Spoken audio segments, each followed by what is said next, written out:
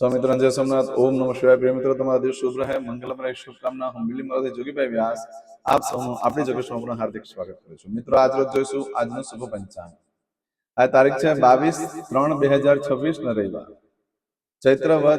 ચૈત્ર સુદ ચોથ તિથિ છે.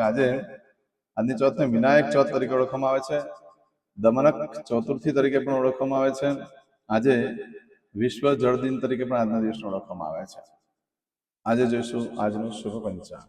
આજે બાળકનો જન્મ થાય છે ને તિથિ ગણાય છે ચોથ. આ ચોથ તિથિ આજે રાત્રે 9:18 પૂર્ણ થઈ જાય ત્યાર પછી બાળકનો જન્મ થાય પાંચમ તિથિ ગણાશે. પાંચમનો જે ઉપવાસ કરતા હોય ને સંતાન પ્રાપ્તિ માટે તે લોકો આવતીકાલે કરવાનો રહેશે. આજે જે બાળકનો જન્મ થાય છે નક્ષત્ર ગણાય છે ભરણી. ભરણી નક્ષત્ર આજે રાત્રે 10:44 પૂર્ણ થઈ જાય છે ત્યાર પછી બાળકનો જન્મ થાય કૃતિકા નક્ષત્ર ગણાશે.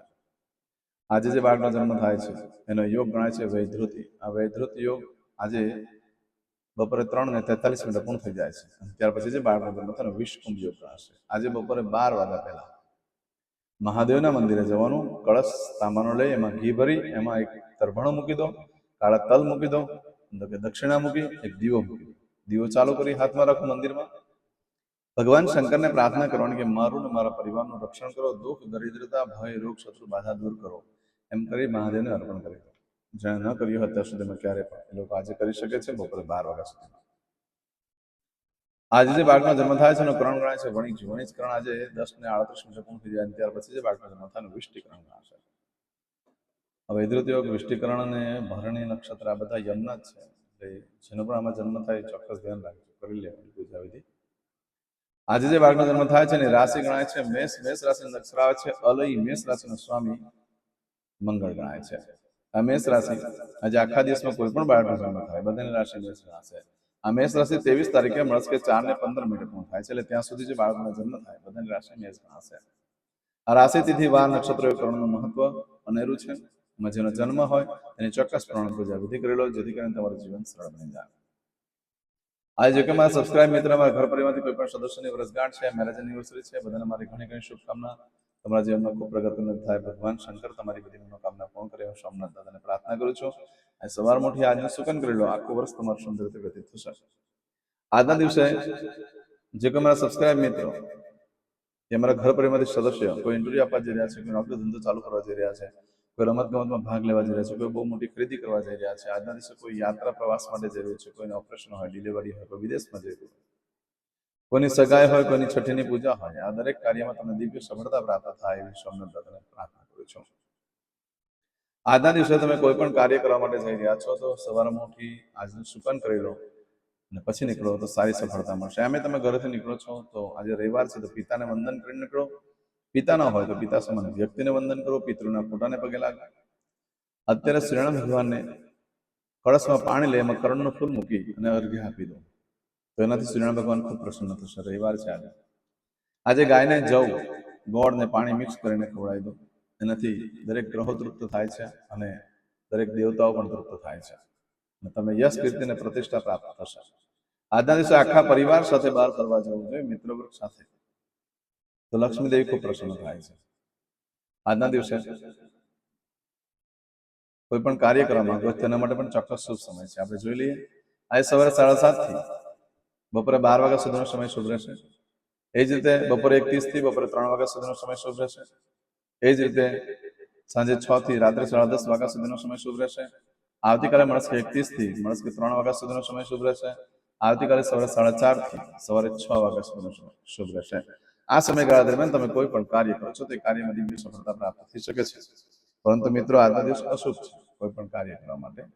એટલે અનિવાર્ય સંજોગોમાં જો કાર્ય કરવા પડતો હોય તો ઇન્ટરવ્યુ આપવા જવું પડશે, નોકરીની શરૂઆત કરવી જ પડશે, વિદેશમાં જવું જ પડે એમ છે, હોસ્પિટલમાં એડમિટ થવું પડે એમ જ છે, તો આજે જે આ સમય મેં કીધા છે એ સમય પ્રમાણે કાર્ય કરજો. અને તે સિવાય આપણી જોગેસ્ટ્રો ચેનલ પર જઈ પ્લેલિસ્ટમાં જાઓ, ત્યાં વારનું શુકન જોઈ લો અને તે પ્રમાણે રવિવારનું શુકન કરીને નીકળો, સારી સફળતા મળી શકે છે. આજે કરશો આજનો સંકલ્પ. ચમચીમાં પાણી લઈ લો. ઇદમ ઓમ મધ્ય દિનમાસનમ માસોત્તમ બ્રહ્મ પવિત્ર ચૈત્ર માસે શુભે શુક્લ પક્ષે ચતુર્થીયાયામ ધનુવાસન વિત્તાયામ. મિત્રો સંકલ્પ પૂર્ણ થાય એટલે જય માતાજી, અથવા તમે જે ભગવાનની ઉપાસના કરો છો એનું નામ લખીને મોકલી દેજો. આજે આપણે ત્યાં યજ્ઞ છે, યજ્ઞમાં જે લોકો આવ્યા છે એની પણ બધી મનોકામના ભગવાન પૂર્ણ કરશે. જે લોકો પણ યજ્ઞ બેસવા માંગતા હોય એ લોકો મને ફોન કરીને નામ લખાઈ દેજો, બહુ જ જરૂરી છે. અને શું શું વસ્તુ લાવવાની છે હું તમને વોટ્સઅપ પર મોકલી આપીશ. હવે દરેક જણા પોતાનું સાચું નામ બોલી દો.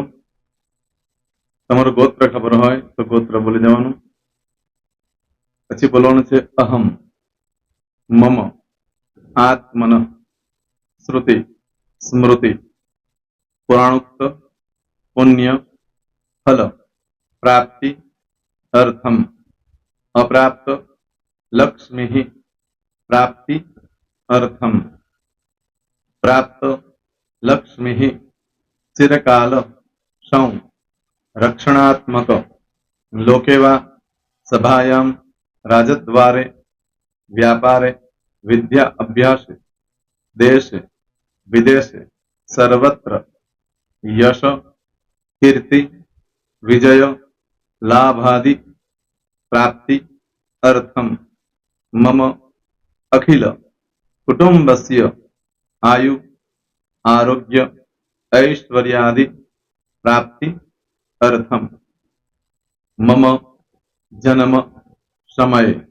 तथा च विप्र वृंदानां जन्म समय, जन्म कुंडली मध्ये स्थित ग्रहः, गोचर ग्रहः, महादशा, अंतर्दशा, प्रत्यंतर्दशा, तथा च योग, युति, दृष्टि मध्ये शुभ फल प्राप्ति अर्थम, भय, रोग, शत्रु, बाधा, दोष, मारण, तारण, मंत्र, तंत्र, अरिष्ट, दोष, पीड़ा, निवृत्ति अर्थम, भूत, प्रेत, पिशाचादि द्वारा रचित अरिष्ट दोष निवृत्ति अर्थम, मम, सकल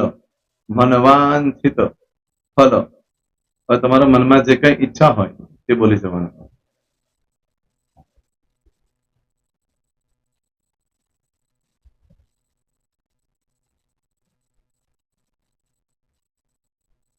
બોલવાનું અનુસારતઃ सकल मनवांछित फल प्राप्ति अर्थम. હવે જે બરકતની પૂજા વાળા છે એ લોકો તો આ બધું બોલવાનું જ હોય છે, એ લોકો માટે કોઈ સ્પેશિયલ નથી. પણ જે લોકોએ હવે જે કહું છું તે લોકોએ જ બોલવાનું, જેના લગ્ન થઈ ગયા હોય એ લોકોએ બોલવાનું છે. મમ દાંપત્ય જીવન મધ્યે સુખાકારી પ્રાપ્તિ અર્થમ પુત્ર પૌત્રાદિ સંતતિ પ્રાપ્તિ અર્થમ. આ સંતાન પ્રાપ્તિ વાળા માટે પણ આવી જાય છે એમાં. દીર્ઘ આયુ આરોગ્ય ઐશ્વર્યાદિ પ્રાપ્તિ અર્થમ. તથા ચ હવે જેના લગ્ન નથી થયા તે લોકોએ બોલવાનું. મમ જટટી વિવાહ યોગ પ્રાપ્તિ અર્થમ વિવાહ પશ્ચાત દાંપત્ય જીવન મધ્યે સુખાકારી પ્રાપ્તિ અર્થમ. હવે જે લોકોને સંતાન પ્રાપ્તિ નથી, જે લોકોને સંતાન પ્રાપ્તિ છે કરવી છે એ લોકોએ બોલવાનું. મમ દાંપત્ય જીવન મધ્યે સુખાકારી પ્રાપ્તિ અર્થમ તથા ચ દીર્ઘ આયુ આરોગ્ય ऐश्वर्यादि समन्वित संतति सुख प्राप्ति अर्थम. હવે જે અભ્યાસ કરી રહ્યા છો છોકરા વિદ્યાર્થીઓ છે તે લોકોએ બોલવાનું છે. મમ વિદ્યા અભ્યાસ મધ્યે ઉત્તરો ઉત્તર પ્રગતિ ઉન્નતિ સાનુકૂલતા પૂર્વક દિવ્ય સફળતા પ્રાપ્તિ અર્થમ. હવે જે લોકો વિદેશમાં જવા માંગતા હોય કે સીપમાં જવા માંગતા હોય, મતલબ ભારત દેશની બહાર જઈને ધંધો વેપાર કરવા માંગતા હોય એ લોકોએ, અથવા વિદેશ જવા માંગતા હોય કાયમ માટે, એ લોકોએ બોલવાનું છે. મમ જટટી વિદેશ ગમન યોગ પ્રાપ્તિ અર્થમ વિદેશ ગમન કાર્ય મધ્યે સાનુકૂલતા પૂર્વક દિવ્ય સફળતા પ્રાપ્તિ અર્થમ. હવે આરોગ્ય વાળા બોલવાનું છે, જેને આરોગ્યની પૂજા આપેલી હોય એ લોકોએ. એમ તો દરેક જણા જ બોલવાનું છે. બોલો, મમ આયુ આરોગ્ય ઐશ્વર્યાદિ પ્રાપ્તિ અર્થમ.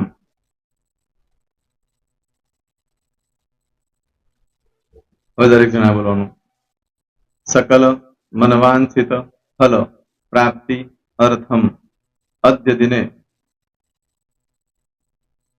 પ્રધાન દેવતાનામ નિત્ય દિન અનુસાર્ધ પૂજન અર્ચન કર્મણિ અહમ કરીશ્યે. પાણીવાળી થાળીમાં પાણી મૂકી દેવાનું છે. હવે તમારી બધી પૂજા જે મેં આપેલી છે એ પૂજા થઈ જાય, અથવા તો તમે રોજ પૂજા કરતા છો, મારી પાસેથી નથી લઈ ગયા, એ પૂજા થઈ જાય પછી ફરી પાછી ચમચીમાં પાણી લેવાનું. અહીંયા વિડીયોને સ્ટોપ કરી દેવાનું. પૂજા પતે એટલે પાછું આગળનું કરવાનું છે. અહીંયા વિડીયો સ્ટોપ કરી દેવાનો અને પૂજા પતે એટલે બોલવાનું છે વિષ્ણવે વિષ્ણવે વિષ્ણવે નમો નમઃ વિષ્ણુ સ્મરણા સર્વમ પરિપૂર્ણ અસ્તુ. એતાની ગંધ પુષ્પ ધૂપ દીપ નૈવેદ્ય તાંબૂલ પ્રદક્ષિણા સહિત પ્રણુ મમ સકલ મનવાંછિત ફલ પ્રાપ્તિ અર્થમ પૂજન અર્ચન પ્રિયદાન નમમ. પાણી મૂકી દેવાનું, પાછું પાણી લેવાનું. પૂજન અર્ચન બ્રહ્માર્પણમસ્તુ. નીચે જમીન પર પાણી મૂકો, એમાં આંગળી ઘસી કપાળમાં તિલક કરી દો. કપાળમાં જમીન પર પાણી મૂક્યું છે એમાં. ત્યાર પછી ભગવાનને કહેવાનું કે હે પ્રભુ, આજે પૂજા કરતા કોઈ પણ પ્રકારની ભૂલચૂક થઈ ગઈ હોય તમને ક્ષમા કરજો. અમે તમારા બાળક છીએ પ્રભુ, તમારો ખૂબ આભાર માનું છું. આજે મારી પાસે તમારી પૂજા કરાવી, મારી મનોકામના પૂર્ણ કરી. પ્રાર્થના કરી દો. જગ્યા પરથી ઉભા થઈ શ્રીનારાયણ ભગવાનને પાણી ચડાવી દો અને નિત્ય કર્મ જે કરતા હોય તે કરો. જય શ્રી. તમારો દિવસ શુભ રહે, તમે અને તમારો પરિવાર સુખી રહે, સંપન્ન રહે, સુરક્ષિત રહે, એ ભગવાન સોમનાથ દાદાને પ્રાર્થના. તો મિત્રો, તમે મારા વિડીયોને લાઈક ના આપી હોય તો સૌથી પહેલા લાઈક આપી દો, અને ત્યાર પછી જો તમે મારી આ ચેનલ સબસ્ક્રાઇબ ન કરી હોય તો સૌથી પહેલા સબસ્ક્રાઇબ કરી લો, અને બેલ આઇકોન ઓલ પર ક્લિક કરવાનું ભૂલશો નહીં, જેથી કરીને સૌથી પહેલા નવી વિડીયો જે કંઈ મૂકું એ તમને મળે. મિત્રો, કંઈ પણ મૂંઝવણ હોય તો મને આ નંબર પર તમે ફોન કરીને પૂછી શકો છો. મારો મોબાઈલ નંબર છે 9825546459. મિત્રો, કોમેન્ટ્સમાં જય સોમનાથ લખવાનું ભૂલશો નહીં. ફરી પાછા નવા વિડીયો સાથે મળીએ. ત્યાં સુધી સૌને જય સોમનાથ.